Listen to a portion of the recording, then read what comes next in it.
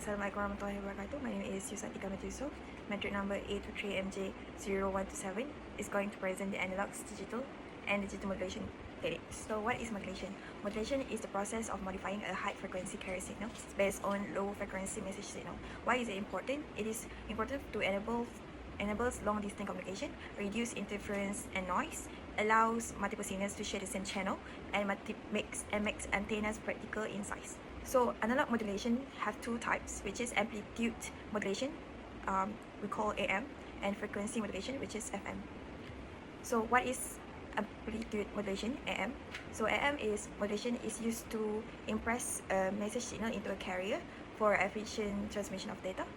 And it involves taking a single frequency carrier and changing its amplitude in proportion to the amplitude of the message or baseband signal. So the figure is showing the message signal to combine with carrier signal in modulator to create a modulated signals.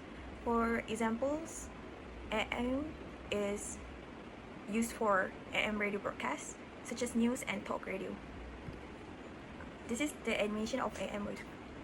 So the ring modulator is a type of balanced modulator commonly used to generate double sidebands, suppress carrier DSP AC signal. It consists of 4 diodes arranged in a ring configuration and 2 transformers that handle the carrier and message inputs. The carrier transformer provides a balanced carrier signal that controls the switching of the diode pairs, while the message transformer delivers the information signal to the circuit. As the carrier alternative between positive and negative half, the different pair of diode conduct, causing the message signal to be multiplied by the carrier.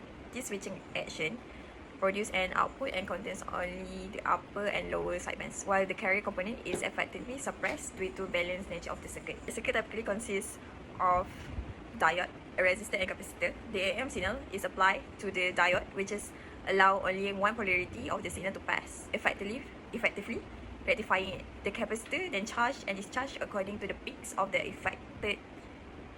rectified signal, while the capacitor controls the discharge rate. The next slide is a frequency modulation, FM. Frequency modulation differs from the AM in that the amplitude of the carriers remain constant, while the frequency is varied based on the instantaneous amplitude on the message signal. When the message signal increases, the carrier frequency shifts upwards, and the message decreases, the carrier frequency shifts downward. For example, the FM signals used for FM radio for music, so it's for the carrier sounds due to noise resistance. Next, we're gonna see the animation of the FM.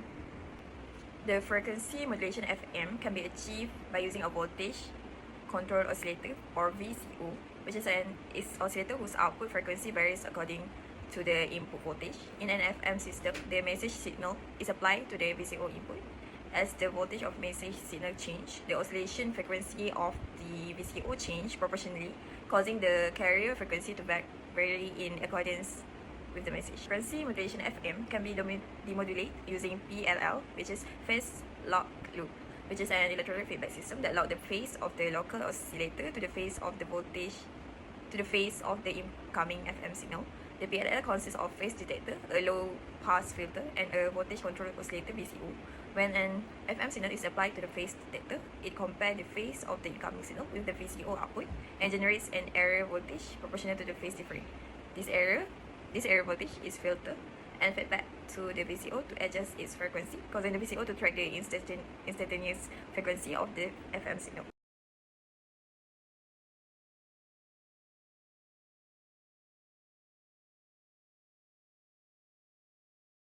For a SK modulator, commonly used is transistor collector modulator, which is bipolar junction transistor. BJT function as a current switch to control the amplitude of the carrier signal. In this circuit, a radio frequency carrier is applied to the transistor base through the coupling capacitor, while the digital input data is fed into the transistor biasing network. The collector of the transistor is connected to load resistor, and modulated output is taken from this node.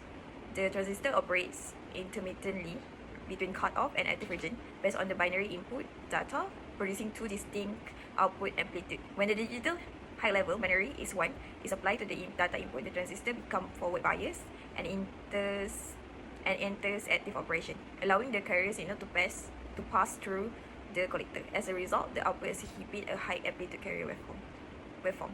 Conversely, When a digital low binary 0 is present, the transistor is driven into the cutoff mode, causing the carrier to block from reaching the output. For the ASK emulation is using the envelope detector techniques, which is extract the varying amplitude envelope of the received ASK waveform. The ASK signal consists of two amplitude levels, where a high carrier amplitude represents binary 1 and low or 0 carrier amplitude represents binary 0.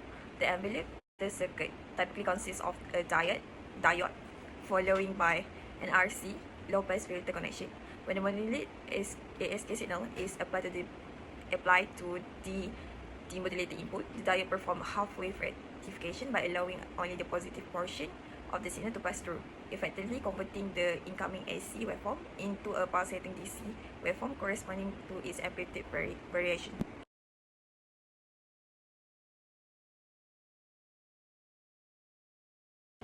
For the PSK modulation technique, one of the straightforward PSK implementation is root exchange method, which is, in this method, a binary input control electronic switches that direct the carrier signal through two different circuit paths, each introducing a distinct phase shift.